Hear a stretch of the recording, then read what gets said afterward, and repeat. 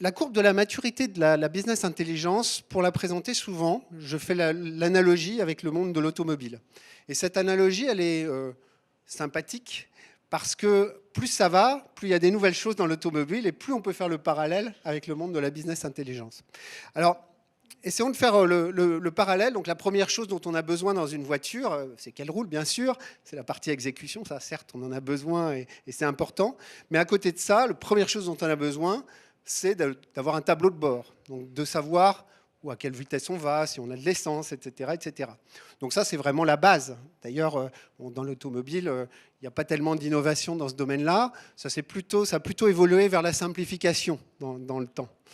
Dans l'entreprise, c'est à peu près pareil. On se rend compte que la notion de tableau de bord, on en a besoin partout. Et il y a là encore pas mal de progrès à faire, parce que les tableaux de bord, on en a pas mal, mais on n'en a pas partout. Je vais prendre un exemple. Nous, on fait beaucoup d'applications marketing. Souvent, quand on voit un cahier des charges de mise en place d'une application marketing, on ne parle pas forcément des indicateurs qui vont permettre de savoir si la campagne qu'on a lancée, elle est profitable ou pas, quel est son ROI. Ça ne vient pas forcément dans tous les projets. Donc, il y a une mission là, à ce niveau-là qui est de faire en sorte que le reporting, ça soit quelque chose qu'on trouve partout, que ça soit quelque chose un point de passage obligé, pas une option, pas quelque chose qu'on met en place 3 mois après le projet opérationnel ou 1 an après, mais de manière systématique dans tout le système d'information. Donc ça, c'est le niveau 1 de la maturité. Ensuite, pour reprendre l'analogie aux voitures, dans les voitures, on a eu les ordinateurs de bord. Et ces ordinateurs de bord, non seulement ils permettent d'analyser un peu mieux l'information, de connaître par exemple votre consommation d'essence moyenne, mais aussi et surtout de remonter des alertes. Du coup, vous avez moins à vous préoccuper de la pression de vos pneus ou de telle et telle chose parce que vous savez que le système va vous remonter des alertes. Donc ça, c'est le deuxième niveau de maturité de la business intelligence, c'est avoir cette intelligence active qui puisse vous remonter un certain nombre d'alertes, d'indicateurs pertinents et puis d'analyser les choses. Le troisième élément de maturité qu'on a vu arriver dans les voitures, c'est le GPS.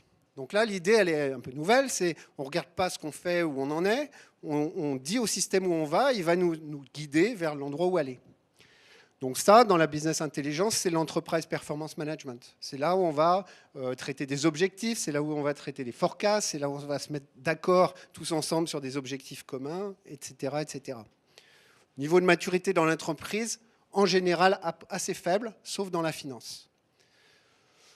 Les GPS dans les voitures, une fois qu'on les a eus, on s'est dit c'est bien d'avoir le GPS, mais je veux quelque chose de plus actif. Je suis dans un bouchon, faut peut-être pas prendre le chemin que j'avais décidé au départ. Il faut prendre un détour. Et puis à un moment donné, si j'ai besoin de trouver de l'essence, faut que je sache où est la station-service la plus proche. Donc il y a eu la notion de temps réel dans le GPS qui a permis de pouvoir réagir face aux incidents. Pareil dans la BI, on parle de BI opérationnel, pouvoir, en fonction de ce qui est en train de se passer, pouvoir changer la trajectoire ou changer la décision ou changer l'action qu'on va mener. Là où il y a une nouveauté, pour finir, dans l'automobile, c'est que, je ne sais pas si vous avez suivi l'actualité récente, mais depuis le mois d'octobre, il y a quelque chose qui se met au-dessus d'une voiture. Alors aujourd'hui, je crois qu'on peut les mettre seulement au-dessus des Toyota et des Audi TT. C'est la Google Car, donc la Google Caméra en fait. Donc vous rajoutez un dispositif au-dessus de votre voiture et votre voiture conduit toute seule. Alors ça fait longtemps qu'on en rêve.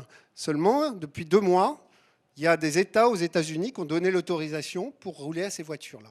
Donc là, c'est un gain énorme, c'est une avancée énorme, c'est-à-dire qu'on commence à considérer qu'une voiture peut rouler toute seule, et donc lui donner l'autorisation de le faire. Et donc là, les prévisions, c'est que d'ici 5 ans, la voiture qui se conduit toute seule, ça sera une réalité chez nous, pour chacun d'entre nous, et que d'ici peut-être 20 ou 30 ans, 60% ou 70% de chacun d'entre nous ne conduiront plus leur voiture, la laisseront conduire toute seule.